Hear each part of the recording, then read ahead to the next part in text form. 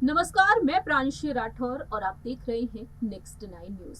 महाराष्ट्र में सियासी संकट थमने का नाम नहीं ले रहा है। जैसा कि आप जानते ही हैं कि महाराष्ट्र में शिवसेना दो गुटों में बटी हुई है। एक तरफ है महाराष्ट्र में शिवसेना के प्रमुख और पूर्व मुख्यमंत्री उद्धव ठाकरे का गुट और दूसरी ही तरफ है मौजूदा मुख्यमंत्री एकनाथ शिंदे का गुट। दोनों ही गुटों के बीच इस वक्त शिवसेना के चुनाव चिन्ह धनुष कमान को लेकर जंग छिड़ी हुई है। 27 सितंबर के दिन सुप्रीम कोर्ट ने अपना फैसला सुना दिया। चुनाव आयोग को आदेश दे दिया कि अब चुनाव आयोग ही शिवसेना के चुनाव चिन्ह पर अपना फैसला सुनाएगा। दरअसल आपको बता दें, उद्धव ठाकरे ने बीते कुछ समय पहले ही याचिका दायर की थी चुनाव आयोग में और उन्होंने यहां पर याचिका दायर की थी कि वह नहीं चाहते हैं कि एकनाथ शिंदे आने वाले समय में आगामी चुनाव इस चुनाव चिन्ह पर लड़े। ऐसे में देखा जाए तो फिलहाल तो इंतजार है चुनाव आयोग के फैसले का, लेकिन दूसरी ही तरफ 16 विधायकों की अयोग्यता के मामले पर सुनवाई होना भी बाकी है।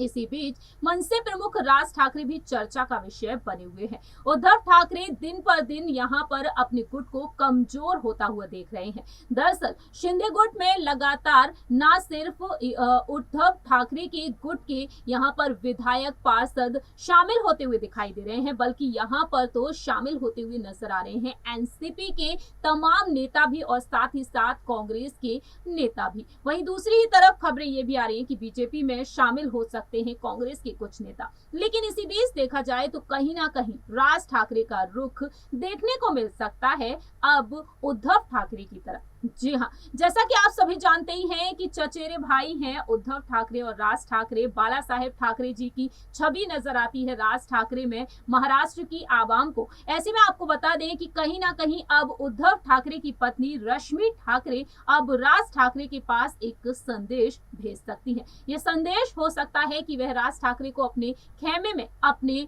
गुट में वापस बुलाने की कोशिश करें। मालूम हो कि साल 2004 में शिवसेना से अलग होकर अपनी पार्टी का गठन कर लिया राज ठाकरे ने और साल 2005 में उन्होंने अपने सभी पदों से इस्तीफा दे दिया था।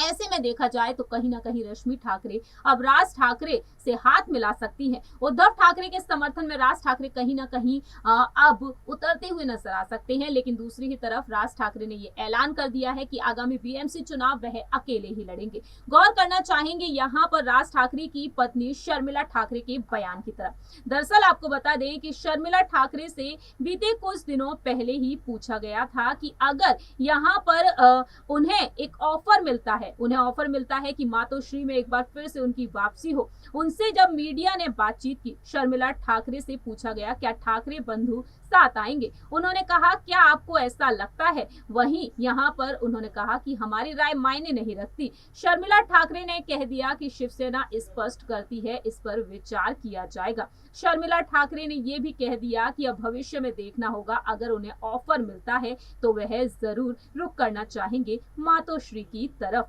जी हाँ, वह रुख करना चाहेंगे अगर उन्हें ऑफर दिया जाता है। वहीं दूसरी ही तरफ आपको ये भी बताते चले, शर्मिला ठाकरे ने आदित्य ठाकरे के लिए भी अपनी बात रखी।